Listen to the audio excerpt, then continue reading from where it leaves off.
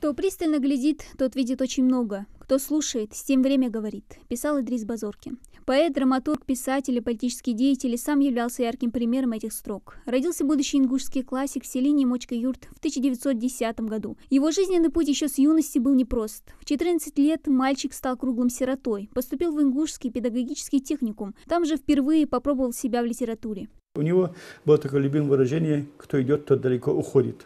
Его смыслом жизни было движение вперед. Не останавливаться на достигнутом, постоянно искать, постоянно находить. Вот это он прививал всю жизнь молодым писателям, ученым, будущим артистам.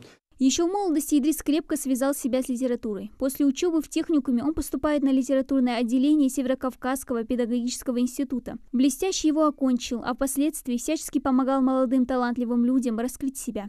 Все, кто сталкивался с Идрисом Базоркиным, отмечали его эту особенность. И сегодня говорят, вот он приближал к себе любого человека, если чувствовал, что этот человек занимается благим делом, хорошим делом. В 1935 году Базоркин увлекается сценой и проходит стажировку в Тбилисском театре имени Шата Руставели. Позже пишет первую в ингушской литературе многоактную пьесу «На заре». Сейчас его произведение ставится в театрах не только Ингушетии, но и всей России. Это был человек, который всю свою сущность, всю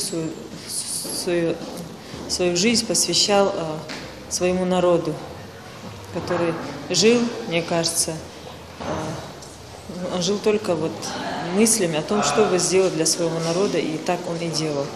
Но самым ярким произведением и главным трудом его жизни стал знаменитый роман «Из тьмы веков». Дочь писателя Аза Базоркина с теплотой вспоминает, как по вечерам они всей семьей собирались за одним столом, чтобы послушать новые главы пишущегося романа. Днем работал, ночью мы садились вокруг него все, и он нам читал главу. Не главу или эпизод, или что-то такое, очень кусок из книги читал.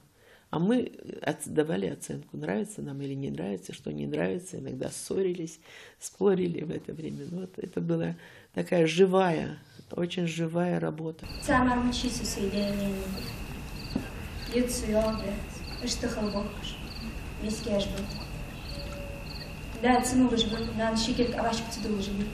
Калой, Зару, Хасан Хаджи, Наси и Коварный Гайтемир. Любимые персонажи классики ингушской литературы «Из тьмы веков» не раз оживали с книжных страниц и на сцене. Мюзикл «Из тьмы веков» давно стал визитной карточкой Русского государственного музыкально-драматического театра Ингушетии и одним из любимых спектаклей для поклонников творчества писателя, который олицетворяет себя тем или иным персонажем из романа.